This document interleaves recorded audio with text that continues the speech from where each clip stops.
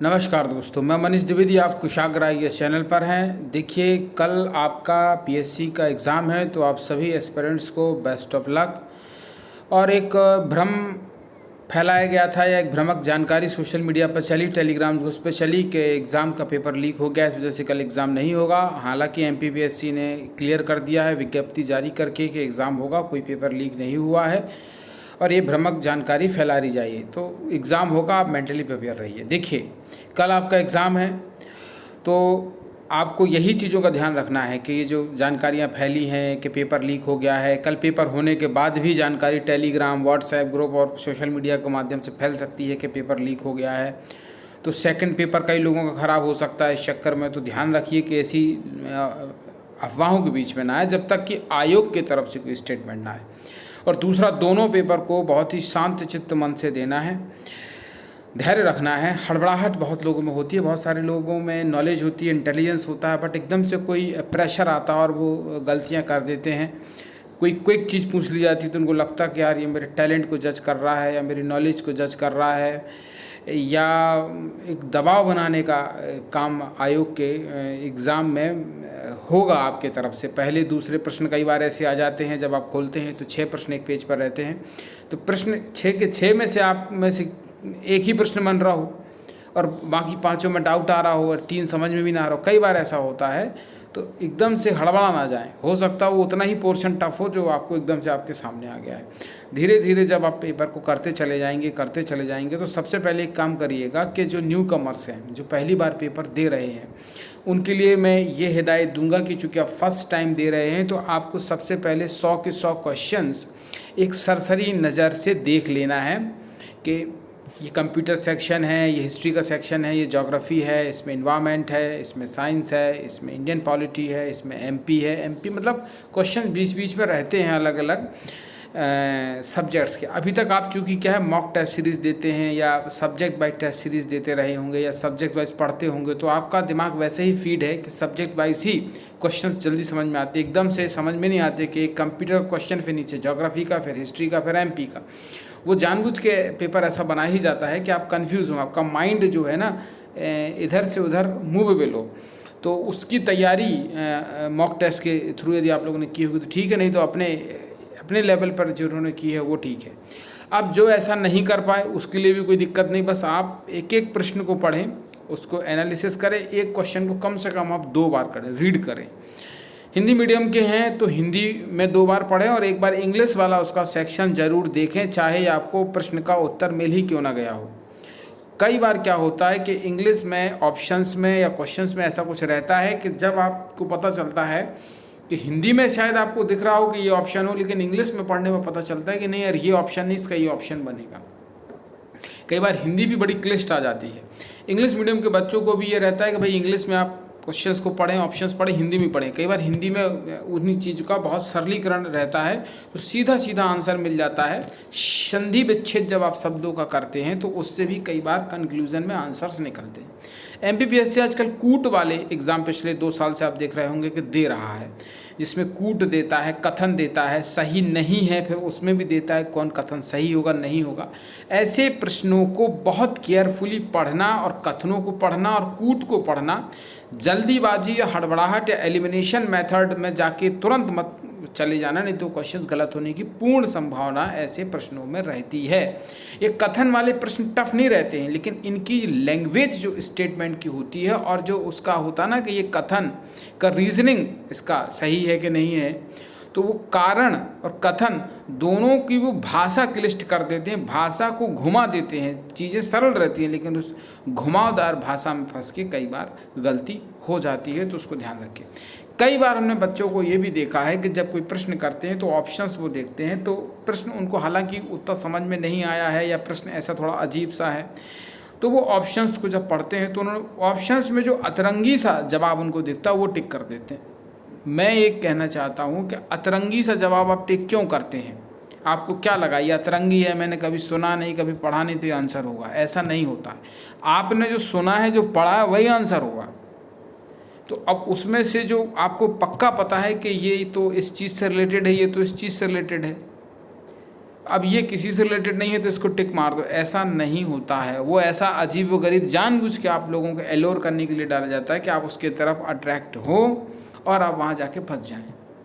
तो ध्यान रखें कि जो शब्द सुना नहीं, पढ़ा नहीं, जिसकी जानकारी नहीं, उसको आप आंसर क्यों मान के चल रहे हैं।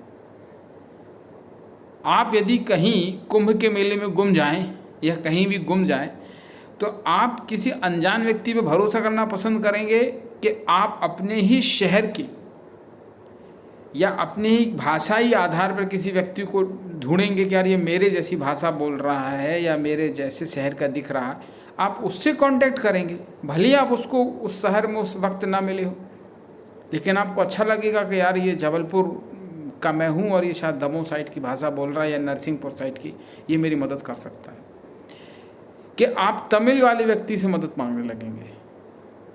तो नियर अबाउट क्या होगा उस चीज़ पर आपको ध्यान देने की ज़रूरत है।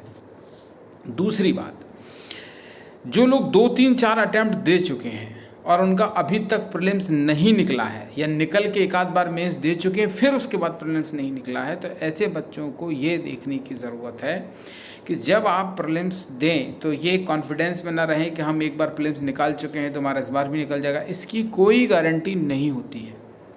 हालांकि आप एक बार निकाल चुके हैं, मीन्स लिख चुके हैं, तो आपकी नॉलेज अच्छी होगी, इजाफा होगा, कंसेप्ट क्लियर होंगे। आपको वहाँ धैर्य रखने की ज़रूरत है। जो पिछली बार मिस्टेक हुई है या सभी सब्जेक्टों पे कमांड आपका प्रॉपर रहा हो, तो यही है कि थोड़ा शांत करें, हड़बड़ाए नहीं कि मेरा निकला नहीं, मैं पिछली बार दे चुका हूँ, मेरा इस बार भी निकलना चाहिए, नहीं तो लोग कहेंगे मेरा तुक्का में निकला है। इतना सब बैगेज का प्रेशर लेके जाएंगे कि मेरे ऊपर दोस्त हंसेंगे कि पिछली बार इसका तुक्का में निकल गया, इस बार निकाल के बताए, या मेरे अंकल का लड़का ये। भाई आपको लोग गिराने का काम करेंगे, आपको लोग नीचा दिखाने का काम करेंगे। यही सोसाइटी की सत्यता है और आप लोग तैयारी कर रहे हैं, आप देख रहे होंगे। हर कोई आपको आके बोल देगा कि मेरा लड़का आईटी कंपनी में है, 1.5 करोड़ 2 करोड़ के पैकेज पे है, यूएस में है, यूरोप में है, आप यहाँ क्या फंसे पड़े हो। मेरा रिश्तेदार तहसीलदार बन गया है, पिछले साल बन गया है, ये बन गया है, बैंक बन गया है, एसएससी में बन गया है। अब लोग हंसेंगे, नहीं निकला तो 4 साल हो गए, 5 साल हो गए। हंसने वाले तो तब भी हंसेंगे जब आप डेप्यूटी कलेक्टर भी बन जाएंगे, वो तब भी कहेंगे कि पैसे दे के बना है, इसमें काबिलियत नहीं थी। या आप काबिलियत से भी बन गए तो कहेंगे अरे ये तो भ्रष्टाचारी करता है, ये तो करप्ट है, ये तो करप्शन करेगा, ब्यूरोक्रेसी करप्ट है, ये करप्शन करेगा, नंबर 2 का पैसा कमाएगा। वो तो आपको क्रिटिसाइज़ करेंगे, आप कुछ भी बन जाओ। आप सोचो कि उनको हम एग्ज़ाम निकाल के खुश कर दें, उनको सेटिस्फाइड कर दें, डिप्टी कलेक्टर बन जाए तो उनको खुश कर देंगे, तो आपको करप्ट बोलने लगेंगे कि करप्ट है, ये तो पैसा कमा रहा है नंबर 2 से। तो फिर ईमानदारी का सर्टिफिकेट ला के कहाँ से दिखाओगे आपने कि मैं ईमानदार ऑफिसर। अब राष्ट्रपति से पुरस्कार लाएंगे तो उसको भी कह देंगे कि इनकी तो किसी पॉलिटिशियन से जुगाड़ थी इसीलिए इनको मिल गया, राज्यपाल से राष्ट्रपति। वो तो क्रिटिसाइज ही करना है उनको, उनका काम है ये। आप कुछ बन जाओ, कुछ भी बन जाओ, वो उनका काम है। तो उधर नहीं फंसना है कि 1.5 करोड़ 2 करोड़ का पैकेज का लड़का कमा रहा है तो आप उसके लड़के का जो है काउंटर करने लगा, अरे वो तो आईटी का स्लेव है, वो ऐसा है, वो वैसा। अरे भाई आपके बच्चे की जैसी चॉइस थी वो वैसा कर रहा है, मेरी जो चॉइस थी मैं कर रहा हूँ। सफल होना ना होना आपके हाथ में नहीं है, आपके हाथ में मेहनत है, आप कर रहे हैं, आप अच्छे से कर रहे हैं। चयनित हो गए बहुत अच्छा है, नहीं हुए तो अगला प्रयास करेंगे। और यदि अंतिम ही प्रयास है तो उसका भी हेडेक नहीं लेना कि अब तो अंतिम प्रयास है, अब तो ओवर एज हो जाएंगे। तो क्या हुआ, ये जो आपने सीखा होगा, ये जो सीखा होगा। अभी परसों मैं एक रेस्टोरेंट में गया था, मैं आपको एक बहुत सच्ची घटना बताता हूँ। मैं एक रेस्टोरेंट में गया था, बातचीत हुई वहाँ के जो मैनेजर थे, तो उन्होंने बोला कि उनके यहाँ कोई एक लड़की काम मांगने आई थी, रिसेप्शनिस्ट का जो वहाँ बैठते हैं। तो उन्होंने पूछा आपने क्या किया, तो उन्होंने बोला मैंने बीएससी मैथ्स से की है। बोले ठीक है, अच्छी बात है, उनको वैकेंसी की ज़रूरत है। उन्होंने उससे पूछा कि 300 का 3% कितना होगा। वो लड़की जवाब नहीं दे पाई। इधर उधर देखा, उसके बाद ठीक है कुछ नहीं है, मैनेजर ने बोला ठीक है I will call you back. नहीं किया, क्यों? 300 का 3% नहीं बता पाया और BSc इन मैथ से, बेसिक मैथ, बेसिक परसेंटेज आपको नहीं पता। और उस लड़की ने ये भी बोला कि मैंने I am preparing for SSC, I am preparing for bank, I am preparing for MPPSC। अरे भाई बेसिक नहीं पता, क्या तैयारी मैथ्स की होगी भाई? जॉब तो फिर मिल ही जाएगी यदि आपने ठीक से ग्रेजुएशन, आज के समय में ठीक से ना कॉलेज लगते हैं ना ठीक से ग्रेजुएशन हो रही है, बहुत कम बच्चे कर रहे हैं। आप PSC में आके यदि तैयारी आपने की है दिल से अच्छे से, तो आप ये मानिए आप उन सभी ग्रेजुएट से 100 कर रहे हैं, आप उस 10% सुपर ग्रेजुएट बच्चों में आ जाएंगे। आपका पूरा GS CSET बहुत अच्छा तैयार होगा। कहीं भी आप जब प्राइवेट जॉब के लिए अप्लाई करेंगे, जब आपसे प्रश्न पूछा जाएगा कि 300 का 3% बताओ, 300 का 9% बताओ, बता देंगे आप। आपसे कुछ सामान्य जानकारी भी पूछी जाएगी तो आप वो भी बता देंगे कि इतने बाई इतने का एरिया है तो इसमें कितनी टेबलें आ सकती हैं, कितने लोग इसमें आ सकते हैं, सफोकेशन होगा तो यहाँ कितना एयर कंडीशनर की ज़रूरत पड़ेगी, कैसे बिजनेस को और बढ़ाया जा सकता है, कैसे जो क्लाइंट आते हैं उनसे डील आप कर सकते हैं, पोलाइटली डील कर सकते हैं। हर क्लाइंट का एक तरीके का डील करने का थोड़ी तरीका होगा। ये इथिक्स जैसा सब्जेक्ट आप यहाँ जब पढ़ते हैं तो वो आपके अंदर, आप उस चीज़ को यदि अडॉप्ट करते हैं अपने अंदर तो आपकी पर्सनालिटी में दिखेगा, क्योंकि इस एग्ज़ाम में भी इंटरव्यू होता है। और यदि आप सब ये सोचेंगे रट के एग्ज़ाम निकाल दें तो आप बाहर ही होंगे। और आज के समय में आप जानते हैं कि प्रीलिम्स सबसे टफ है, मेंस से टफ प्रीलिम्स है निकालना। मेन इंटरव्यू में आपको मिनिमम मार्क्स मिल जाते हैं 70-80, यदि सबसे ख़राब भी गया आपका तो। प्रीलिम्स में कोई ऐसा कंसीडरेशन नहीं है आपके साथ, नहीं निकला तो नहीं निकला। और आप कितने भी टैलेंटेड हो, कितनी भी राइटिंग अच्छी हो, कितना भी मेंस लिखने का स्किल अच्छा हो, कितनी भी अच्छी पर्सनालिटी हो, वो सब धरी के धरी रह जाएंगे यदि प्रीलिम्स नहीं निकला। इतने लाइटली मत लीजिए, उस पेशेंस को यहीं दिखाइए, धैर्यपूर्वक प्रश्न को पढ़िए। OMR सीट में जल्दी जल्दी लोग गोला भरते हैं, एक क्वेश्चन पढ़ा उसको गोला भर दिया, ऐसे नहीं कीजिए। कुछ ऐसे करते हैं कि चलो पहले 20 कर लें फिर टिक करेंगे। एक पेपर के 6 के 6 प्रश्न सॉल्व करो, उसमें से 4 बने, 2 नहीं बने, 2 को डाउट में डाल दो, 4 के गोला भरो। 2 को डाउट में डाल दो कि जब देखेंगे बाद में। दूसरा पेज में से 5 करे, 5 करे, 3 करे, 3 करे। बनने लायक प्रश्न आपको मालूम है 75-70 ज़्यादातर होते हैं, तो सबसे पहले वो 70-75 क्वेश्चन टिक करें। अब जो 20-25 क्वेश्चन आपके बचेंगे जिन पे आप गोला मार देंगे या जिन पे आप छोड़ देंगे भाई अभी इन क्वेश्चन को रिव्यू करना है, तो उसको एक बार रिव्यू करके उसमें से फिर टिक कर दो। उसके बाद फिर जब तुक्का मारना है आखिरी के 10-15 क्वेश्चन में, वो तो किसी से नहीं, तो फिर तुक्का वाले भर दो। लेकिन भरते जरूर चलना। आखिरी में उन्हीं के हो गया भर नहीं पा रहा, ऊपर नीचे गोला हो गया। गोला भरते वक्त एक और याद बात रखिए कि उंगली अपनी रखिए, पेन से मिलाइए कि 5 में भर रहे हैं, 97 में भर रहे हैं, 92 में भर रहे हैं। प्रश्न देखिए, आंसर देखिए, मिलाइए।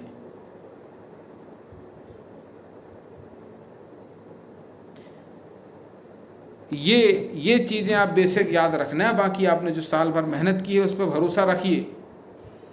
आपने एक चीज़ और इंटरेस्टिंग बता देता हूँ आपको, मैं ख़त्म कर रहा हूँ। जो बच्चा पहली बार पेपर दे रहा हो, जिसने पढ़ा भी नहीं है, जस्ट नॉर्मल ग्रेजुएशन करके एग्ज़ाम दे रहा है देखने के लिए, उस बंदे के भी 40 से 45 नंबर आ जाते हैं। 40 से 45 प्रोबेबिलिटी, प्रायिकता का एक रूल होता है। यदि आप ए ऑप्शन भी पकड़ के चलेंगे तो भी 100 में आपके 25-30 नंबर आ जाएंगे। पहली बार पेपर देने वाले से भी 30 क्वेश्चन बन जाते हैं, आपको बता दूँ। फिर उसके टुक्का मिला के उसका 40, 45, 50 नंबर तक आ जाते हैं। कईयों को तो 60 नंबर तक मैंने आते हुए देखे। और जो तैयारी कर चुका है 1 साल ठीक से नहीं कि उसके भी 60 आते हैं। जिसने ठीक से कि उसके 65-70 आते हैं। मतलब सिलेक्शन जहाँ हो रहा है अबव द 75, मेन फाइट वही है। उसके लिए ही डेप्थ और ठीक से पढ़ा होना आपके काम आता है। यदि आपने साल भर ठीक से डेप्थ से पढ़ा है तो आ जाएंगे, आपसे बन जाएगा। एक और सतही क्वेश्चन, बहुत बेसिक क्वेश्चन गलत मत करिएगा आप, क्योंकि बेसिक क्वेश्चन गलत हो जाते हैं, फिर आप कितना भी टफ वन क्वेश्चन कर लो लेकिन वो बेसिक क्वेश्चन आपको नीचे ला देता है। अरे ये तो बहुत सरल है, मुझे पता ही है, ये तो बहुत ही सरल है, मैथिली शरण गुप्त से कोई क्वेश्चन है, अरे ये तो बहुत सरल बन जाएगा। ये जी हो सकता है उन्होंने रचनाएं पूछी हो, अब उसको प्रश्न में पूछा हो कि कौन सी रचना नहीं है, आपने कहा नहीं नहीं नहीं नहीं इनकी तो ये है, मुझे पढ़िए, टिक करके चले गए। क्या पता वो कथन कथनाक में पूछ रहा हो। ये जल्दबाजी ना करें, क्योंकि एमपीपीएससी की स्टाइल है 20 से 25 क्वेश्चन वो इतने सरल देती कि आपको लगेगा कि यार ये स्टेट सिविल सर्विस का पेपर है।